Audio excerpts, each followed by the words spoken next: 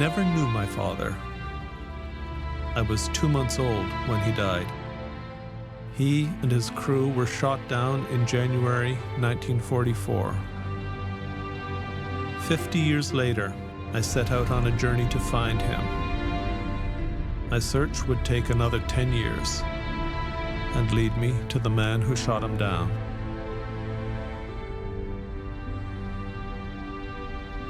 In the Second World War, one of the most deadly battles was fought in the night skies over Germany. Bomber Command suffered the most losses of any branch of the Allied forces.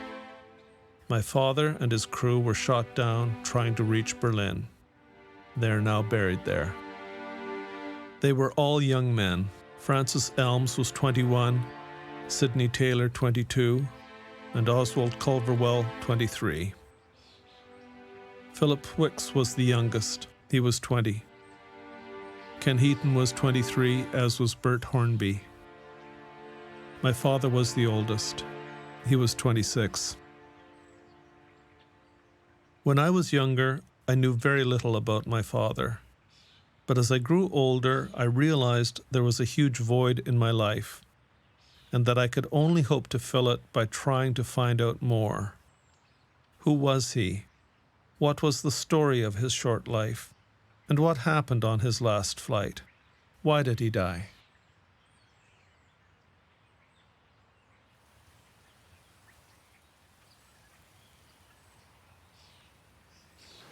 My mother never really talked a great deal about my father and his loss.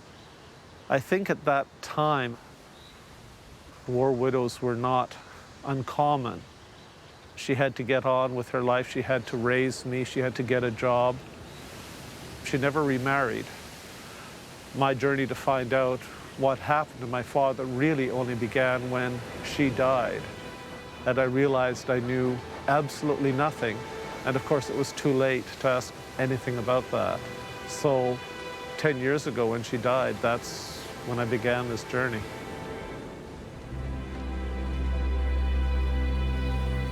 The bare bones of a life are simple to tell. The story of Lloyd Linnell begins in the prairies. His grandfather was the postmaster of Summerberry, Saskatchewan. On the anniversary of his grandparents' wedding, there is a picture of them looking like they stepped out of the painting American Gothic. His mother was a Norwegian immigrant. His father was a homesteader. Their first child was my father. Lloyd Linnell was born in Glentworth, Saskatchewan on November 27, 1917. His family moved from town to town during the Depression. He had 2 younger sisters. 60 years after his death, his sole surviving sister, Verna, remembers their youth.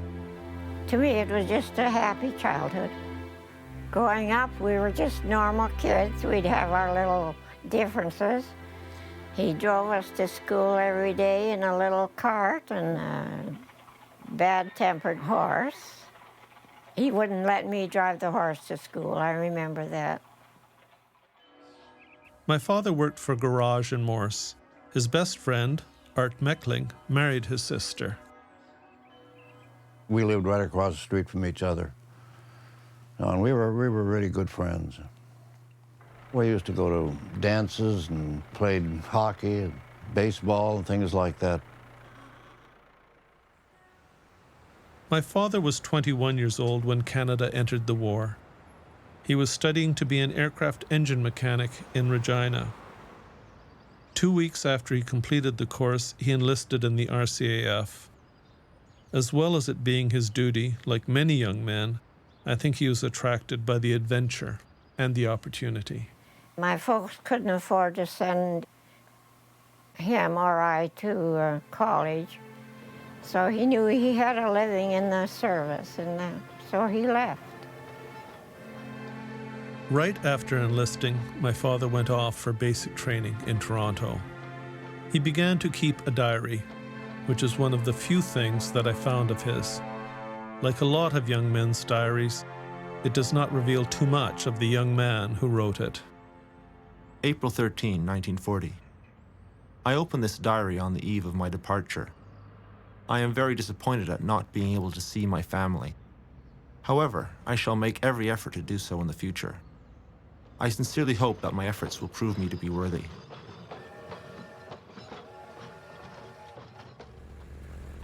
After his basic training in Toronto, my father went to Camp Borden, where he learnt to fly. A pilot would have had very little training before they soloed. They were pushed through incredibly fast. Went to flying field and met instructors. They are fine chaps, up for first flight and enjoyed it.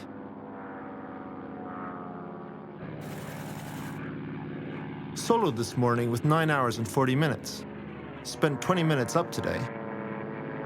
Made a good landing for a change.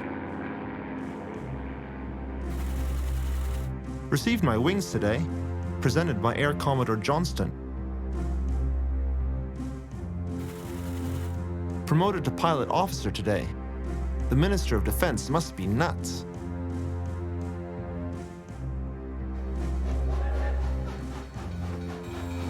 Before going overseas, my father was posted to Calgary as an instructor. He stayed there for 2 years, training recruits in the twin-engine Ansons and Cessna cranes. It was there that he met my mother. When Marion first met Lloyd, she was working for the Calgary Power Company in Calgary.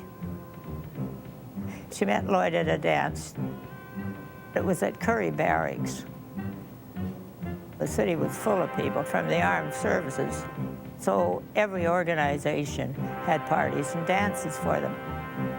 And Marion's parents, they liked Lloyd. He was very handsome and very glamorous. It was a fun time. My mother kept only one of his love letters. His personality shines through it. Hello, blue eyes. Blue, of course, doesn't properly describe them, but I can't think of any other color that would be better at the moment. Besides, you're a devil anyway. A nice devil, of course, and I like devils tremendously. By the way, have I mentioned that I love you very much? Or that I would like to kiss you behind the ear? The right one? I do love you. My love, Lloyd.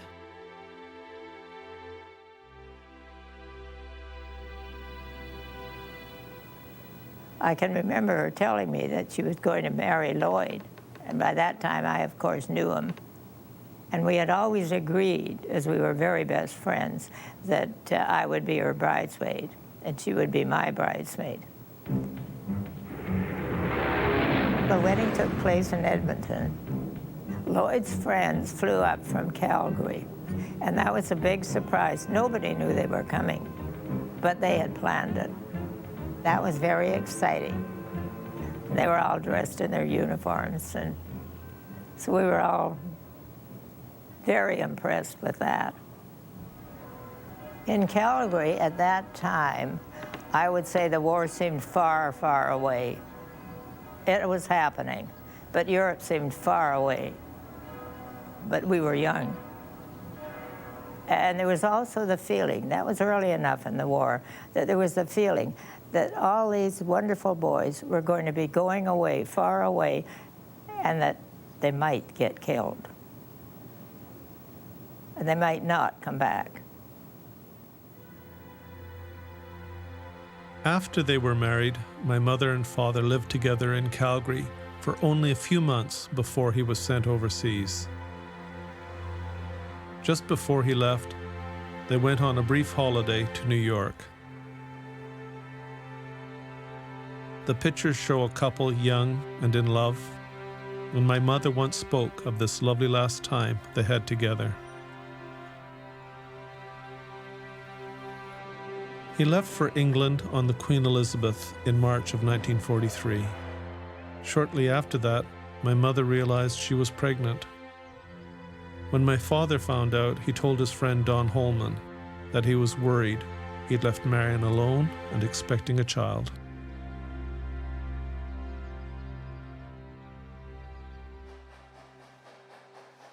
On arriving in England, my father flew his first four-engine bomber, the Halifax.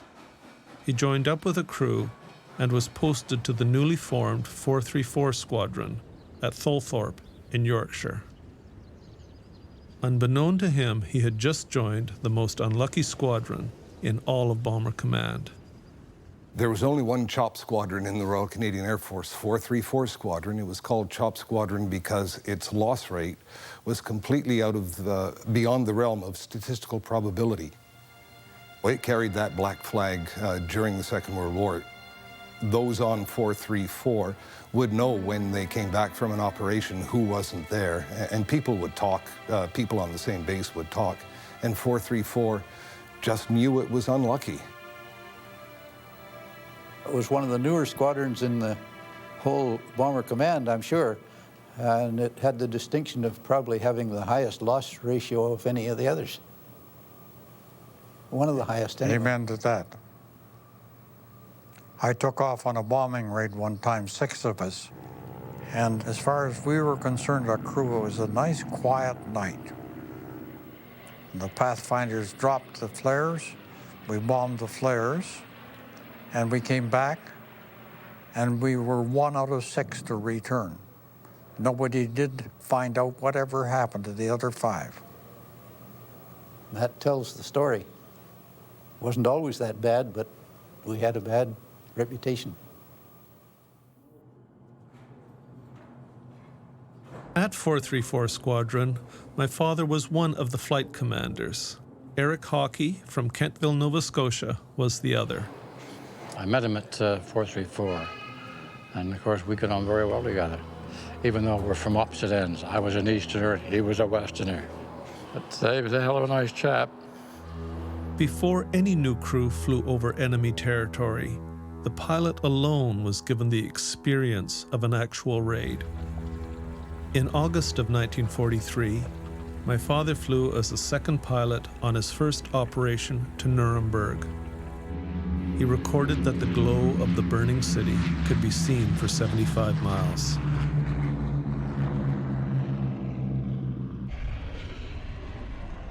The adjutant of 434 Squadron kept the war diary.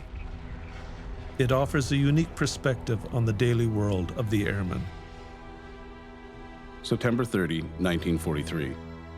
So ended our first full calendar month on operations, during which we have lost 8 more crews, bringing our losses on operations to date to 15 crews, which is a pretty heavy toll for a new unit and speaks well for the morale and esprit de corps of the rest of the squadron, who are carrying on where their mates left off.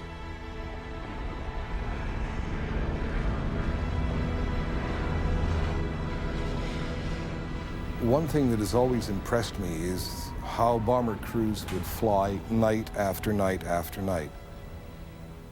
There have been some suggestions that the loss rate was kept secret. Well, that's not true. Crews who came back from an operation knew how many of their mates had not come back. They could do the math, and if you did the math, you understood that your chances of surviving a tour were less than 50%. And I don't understand how it was done. People of my generation have never been put in the position where they face that kind of risk night after night after night. It's a performance at the kind of moral level that I just find astounding. You're there to do a job and you do it. And you're scared to hell. Nobody can say you're going to be brave in the face of something like this. You just have to do it.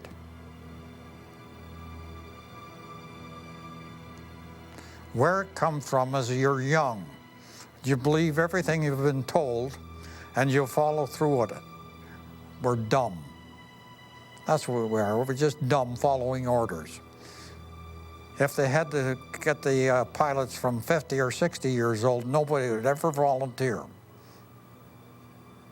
I wouldn't. I wouldn't want to do it again. Nope. My father and his crew flew on 12 raids over Germany, coming back twice on 3 engines. Their 13th raid would be their last.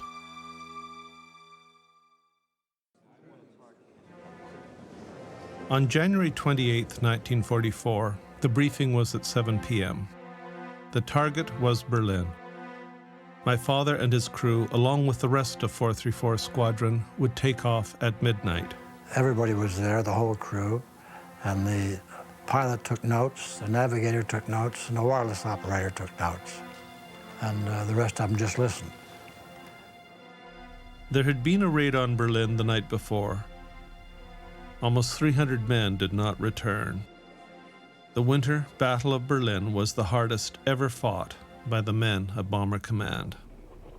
673 aircraft, practically all of Bomber Command, made up the attacking force that night. They would face the full might of German anti-aircraft defenses at Berlin. Nobody wanted to go to Berlin. You know, it was the place where there was more flak there than anywhere else. Apart from the Ruhr was pretty bad, but Berlin was even worse. Nobody wanted to go there. Just suck in a deep breath when you're going to Berlin. That was the longest trip. You had to have a pretty big gas load to get there and back. And the small, Which cut down on the bomb load. Cut down on the bomb load, yeah. But we went there, I think I went there 3 times, and it didn't get any easier. It was very heavily protected. It was. There would be 5 waves of aircraft. The 12 Halifaxes of 434 Squadron would be part of the 3rd wave. The bombers would fly 1,400 miles, there and back. The Nazis entered this war under the rather childish delusion that they were going to bomb everybody else and nobody was going to bomb them. There are a lot of people who say that bombing can never win a war.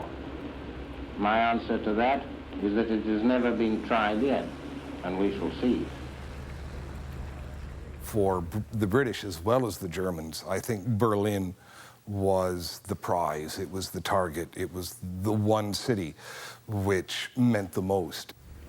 And I don't think anybody looking at maintaining a long-term, long-running battle against Berlin could have expected this to be an easy thing to do. The Germans were not about to allow their capital to be destroyed, and they threw everything they had into its defense. Berlin was the most heavily defended place in the world.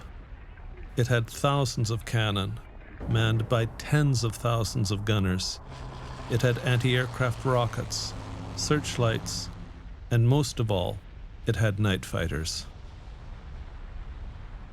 Each Halifax of 434 Squadron carried 2 1,000-pound general-purpose high-explosive bombs and over 600 incendiaries.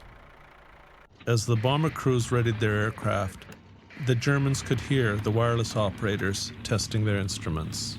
If we were testing our aircraft before a raid, those test transmissions from our aircraft were picked up on the continent, which gave the Germans some inkling that, well, there's going to be a raid tonight. On the raid, each bomber took off at 1-minute intervals. When they were aloft, each had to find its own way to the target in the dark. They would join the stream of bombers that was 1 mile wide and 50 miles long. Once you were off the ground and starting to climb, you heaved a sigh of relief, because that was the very dangerous time. That was the most dangerous time, especially with your bomb on, because the aircraft was very heavy. Then you climbed up very slowly, and the navigator would give you your course and away you went. Navigation was critical to 2 aspects of the bomber offensive. One was getting your aircraft over the correct target at the correct time. And then secondly, so long as you maintained your relative position within the stream, you were far safer. The bomber stream was designed to overwhelm the German defenses by concentrating all the bombers in as small a space as possible. The bomber stream provided strength in numbers, and when you were hidden away like in a school of fish, the chances of your aircraft being singled out were much less than if you were on the fringes. They were easily picked out because they were alone.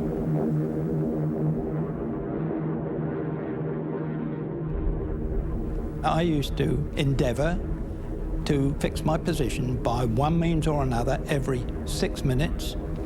I make no excuse, I was paranoid about staying on track and staying on time. Maybe that's one reason why I'm still here. My father's logs had recorded a number of problems with navigation on his raids. Albert Ennals was the deputy head of navigation of 434 Squadron. When I interviewed Albert in 1995, he remembered my father's concerns. Your father wasn't happy with the ability of Heat Navigator, and he consulted me. It was rather a delicate subject in a way. And I gave him my opinion about it. I said that I thought that he was a good bloke, and he could do his job all right on the ground, but he was a chap who went to pieces in the air. It happened, and he couldn't help it. He just, under operational conditions and the strain and stress that occurred, he couldn't do his job properly. There's always been somebody going wrong. I said it could be just lady luck, and it could have been, but it might be navigation. And I said, get yourself another navigator. And he said, well, just I don't like doing it. He said, I'll give him one more chance.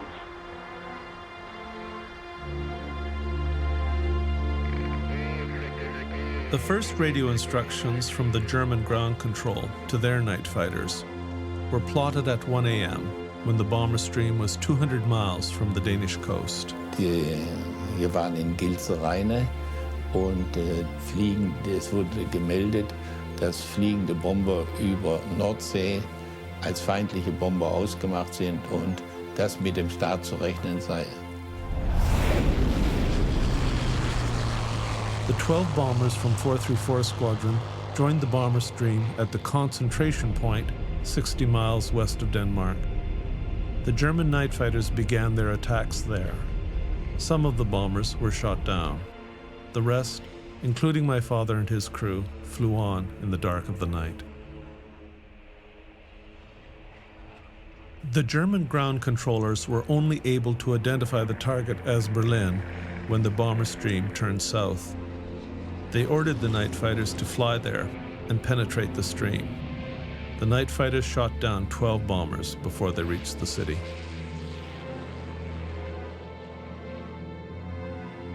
Haben wir das an der Luftströmung gemerkt, weil die Maschine natürlich durch den Propellerantrieb der Viermotoren doch eine Luftwirbelung entstand, die man schon feststellen konnte, sodass man wusste, man muss im Strom sein. The idea was to go into the stream, but this was very difficult, believe me, because the British were very clever. They made side attacks.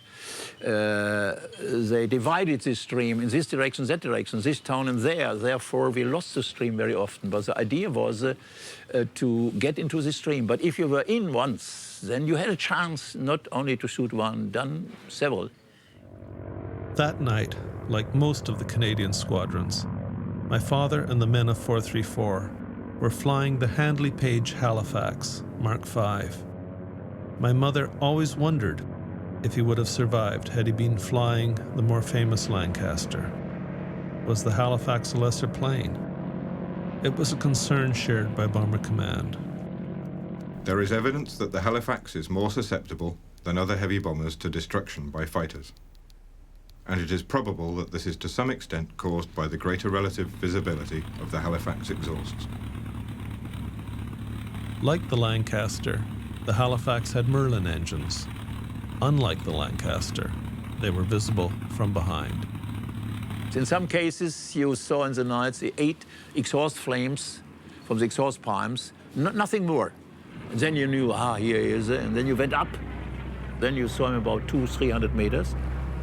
And then you saw the big shadow. By 1942, Sir Arthur Harris, once he'd taken over command of Bomber Command, was not at all happy with the Halifax. He thought it wasn't doing what he had expected it to do. Our friend the Halifax, which, as you rightly say, stinks. I will state categorically that one Lancaster is to be preferred to 4 Halifaxes. There really isn't a comparison. The Lancaster is an aeroplane, and the Halifax is a failure. The sooner we get rid of the Halifax, the better.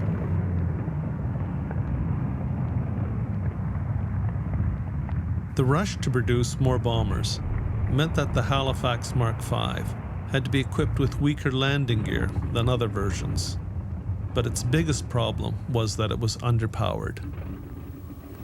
The highest I was ever able to get with a bomb load on with the Halifax was 18,000 feet, and lots of planes were up above us, well above us, but we couldn't get any higher.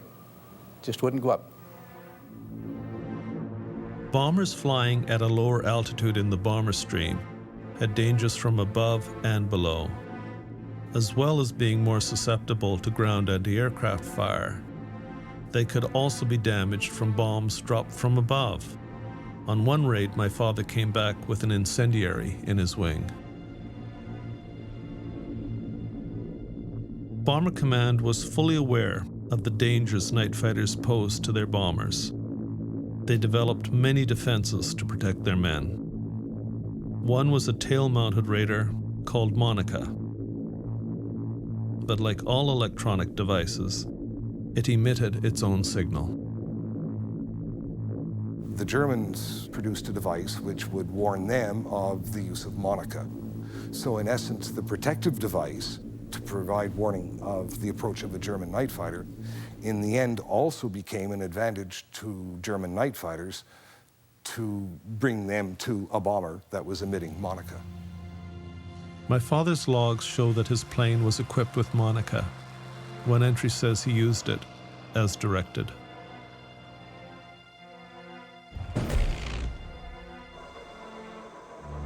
The bomber stream reached Berlin at 3:15 a.m. There, the bombers began dropping their bombs on the markers. The German ground defenses opened with a barrage.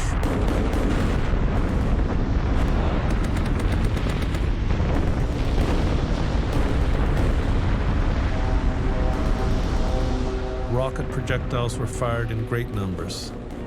Anti-aircraft fire claimed 7 bombers.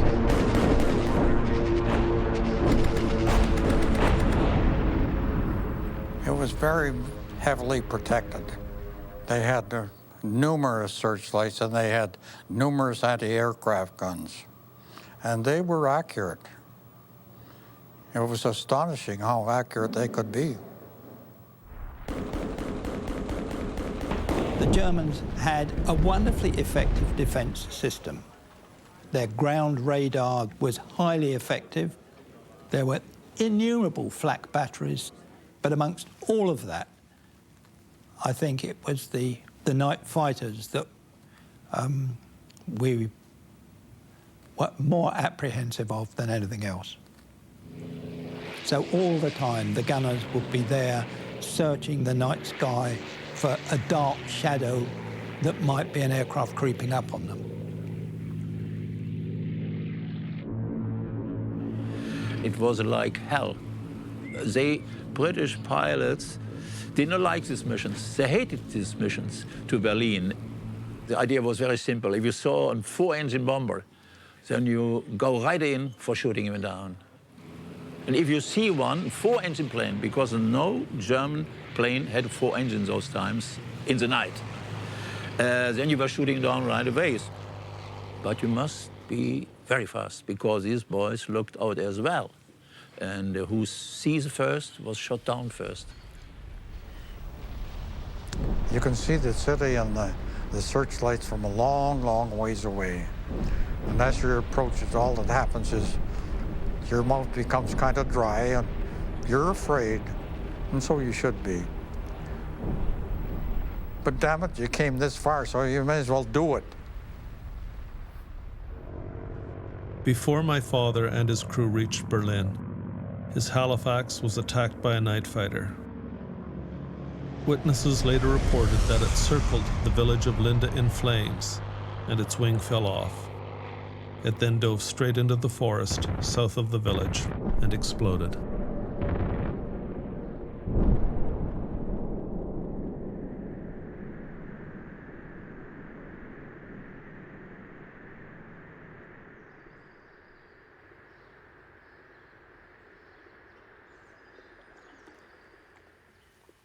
Irmgard Naujoks was a child of 11 the night my father's plane crashed 200 yards from her house. In dieser besagten Nacht im Januar, da weckt uns unsere Mutter, steht auf, es ist Alarm. Und meine Mutter ging schon auf den Flur, weil plötzlich in der Luft ein Geräusch war und macht das Fenster auf, guckt aus dem Fenster und sieht irgendwas Großes, Feuriges auf unser Haus zukommen. Das kam aus der Luft schon runter. War so ein Heulen, so ein heulendes Geräusch. Da weiß man gar nicht, was man in dem Moment, was man da macht oder irgendwie, ne? Da sah man so den Rauch, der kam so und hell im Wald, hat gebrannt und dann kam das. Dann sind diese Teile, die ist in so eine höhere Schonung, ist das Flugzeug runtergegangen. Und scheinbar sind die Teile so langsam runter und haben die Knacken, das waren die Bäume, die gebrochen sind und die Äste, die hat dann mal knack, knack, knack. Hat da nicht ein Grashalm ist da gewachsen. Dieser Phosphor von diesen Bomben, also das muss was ganz Gemeines sein irgendwie, das muss ganz gefährlich sein. Das war, wir haben immer gesagt, das tote Erde. Nicht? Da wuchs dann eben doch nichts.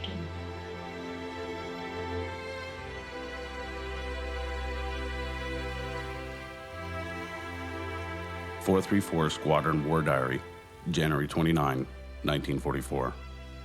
It is Black Thursday around the squadron today, as no less than 5 of our aircraft and 30 of our flying personnel are missing or killed as a result of last night's raid on Berlin.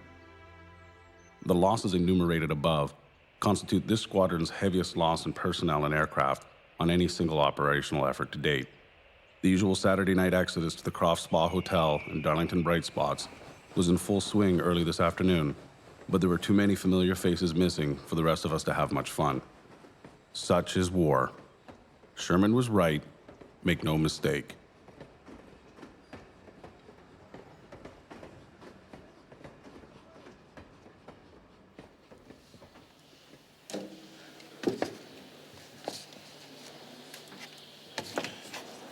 That night, 673 bombers were sent out.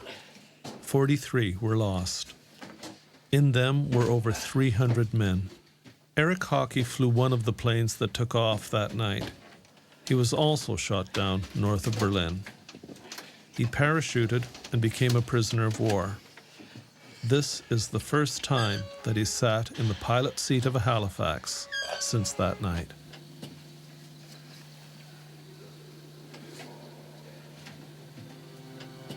Out of the 5 that were shot down, Lord Linnell and I were the 2 flight commanders, and we were both shot down pretty close to Berlin. It was the worst night that our squadron had had. Usually you didn't get away scot-free without losing 1 or 2, mostly 1, but that night 5. So it must have been a good night for the night fighters, I'm sure. They were pretty busy. Now, Jack Snellgrove and Jack Pollard were on the same raid that night. They both returned safely. You went out and did what you had to do and put everything else out of your mind. Just plain luck.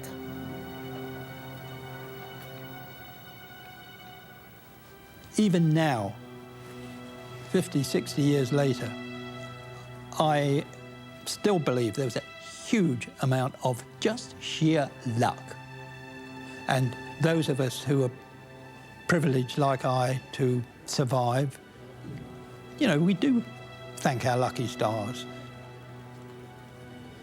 What happened when you got back and you go in for debriefing and there would be on the wall the list of aircraft that had been out on the raid, and there would be perhaps 1 or 2 gaps where they hadn't yet landed. It probably wouldn't have been for an hour or a couple of hours before it dawned on you that they weren't coming back. I don't know, there was an acceptance, a sad acceptance that this is what happened. It was It was almost part of everyday life. My mother and my father's family were informed almost immediately that he was missing. That was the saddest time in my life when I heard that he wasn't going to be coming back. Because he was a really dear friend, really, really was. I shouldn't even think about it too much because it breaks my heart thinking about it. We just got notice that he was missing in action, and broke my mother's heart. No. It was a very sad time for all of us.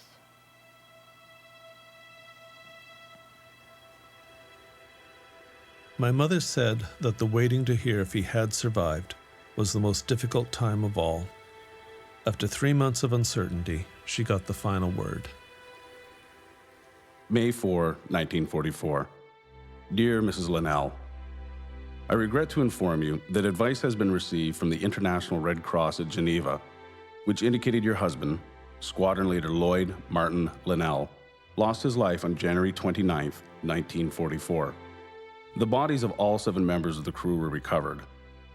May I extend to you and the members of your family my sincere sympathy in this trying time. Marion just said, I expected it. Because, you see, he'd been missing for quite a few months. And I think it was the norm at that time that if they were found, they were found fairly soon and became prisoners of war. So I think she had accepted the fact that that was probably what was going to happen. She was a strong person. I mean, she just carried on. She just did what had to be done. This photo of me and my mother was taken the same day he was shot down. It was meant to be sent to him.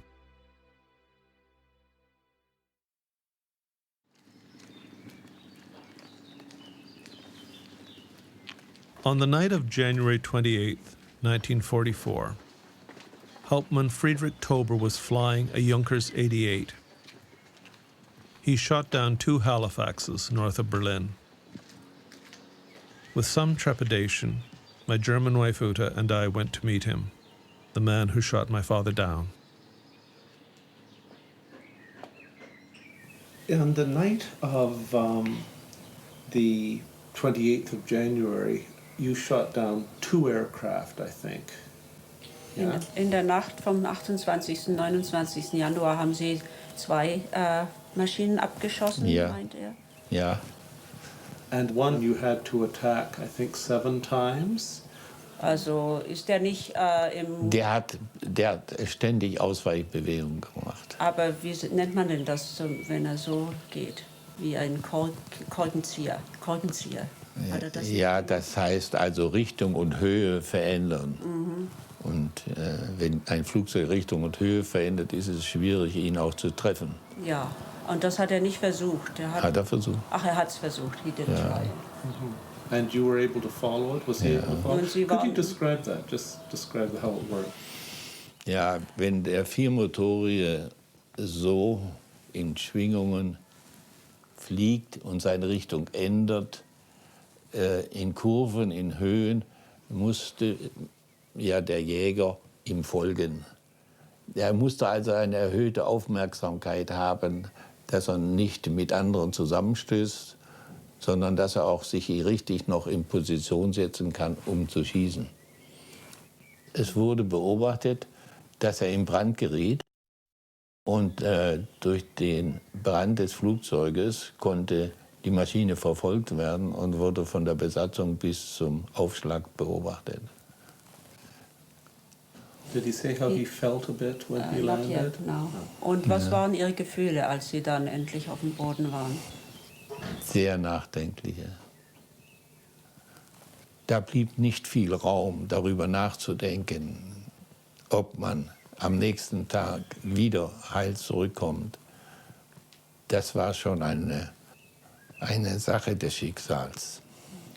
When he was first contacted about meeting meeting us? What did he feel at that point? Was für ein Gefühl hat es Ihnen gegeben, als sich der Bob also mit Ihnen das erste Mal in Verbindung gesetzt hat? Was waren da Ihre Gefühle? Sehr schwere Gedanken, weil es menschlich gesehen ja man keinem Sohn wünschen kann, dass sein Vater aus dem Krieg nicht zurückkehrt, ganz geschweige gegenüber einer Mutter. Aber der ganze Krieg hat uns ja nachdenklich gemacht. Und wenn wir es heute überlegen, dann waren diese Kriegsauswirkungen, haben letztlich weder den Alliierten noch uns das gebracht, was jede Partei als Ziel sich gesetzt hatte. Wir haben auch nach dem Zweiten Weltkrieg bis heute eigentlich keinen Frieden gefunden. Und das belastet schon.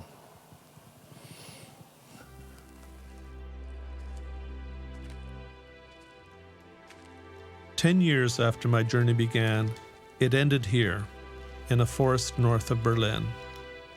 I was led by a local forester to the place where my father's plane crashed. There are questions that can never be answered.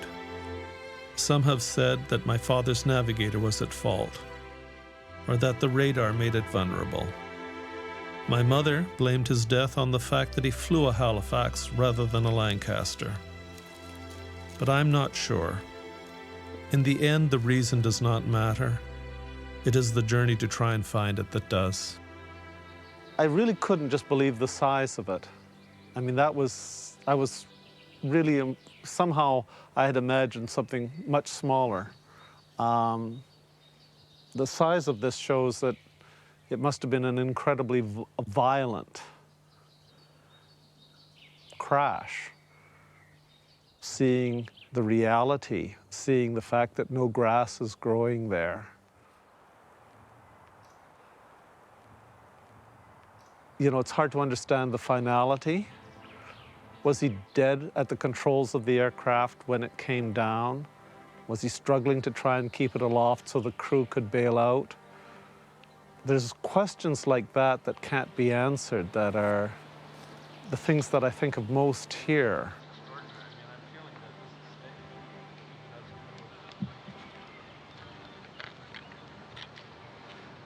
I don't know what part's there, but that's certainly aluminum.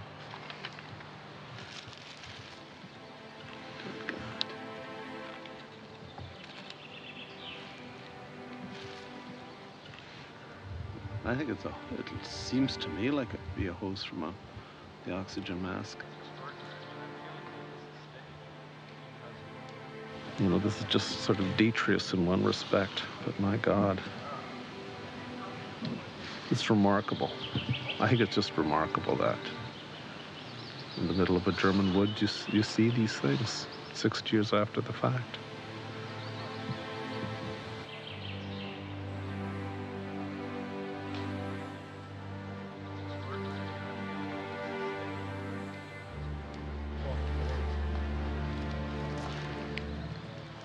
I'm not sure that understanding the story of my father's life helps me understand mine.